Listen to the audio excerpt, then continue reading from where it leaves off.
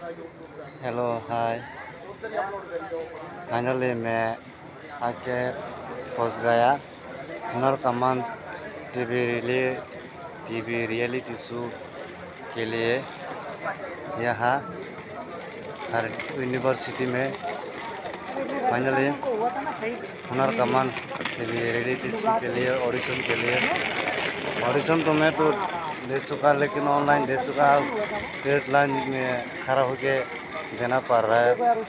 हेलक होगा, अच्छे भी हो जाएंगे।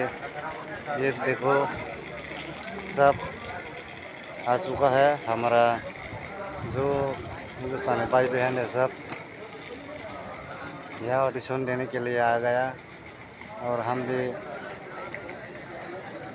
देंगे ऑडिशन। यह हमारा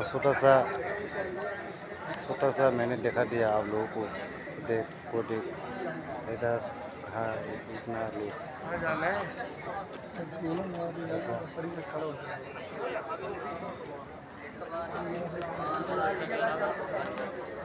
अपडेट देते रहेंगे, दिखाते रहेंगे।